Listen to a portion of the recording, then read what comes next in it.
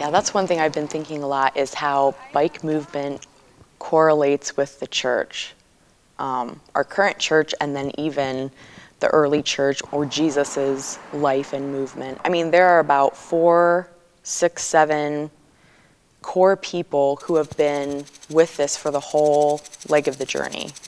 I've come in now at kind of this past the middle stages of it, and I remember the first day when I pulled into the church parking lot, and then I was just kind of standing there while everybody else was like throwing things in the truck, and I'm just like, okay, what am I supposed to do here? You know, it felt a little awkward. So it kind of felt like that awkward when you go to a church for the first time, the awkwardness of, you know, you hope somebody comes and says something to you because you have no idea what you're supposed to be doing or whatever. It was interesting to watch people come and go and reflect on that, and how it's hard to enter a community that has a set goal without necessarily being a part of the original group that shaped that goal, or shaped those values, or shaped the way we do things.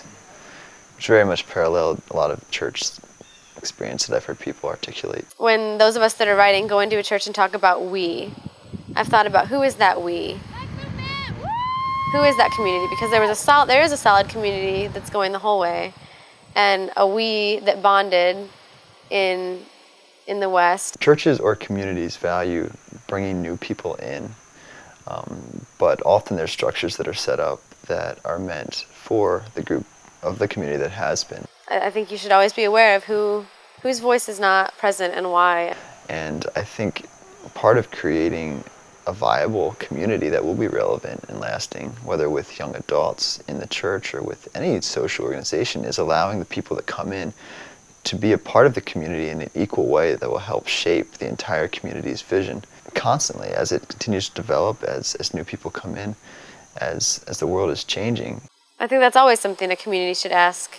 Who is the we, and who is inside and outside of that? Many young adults that we've been hearing, I think, have been saying that they want to have more ownership with the vision of the church, but they haven't always been given that too.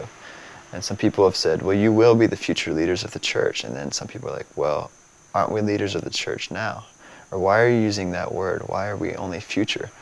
Like, why can't our differences be integrated in a way that impacts the entire community?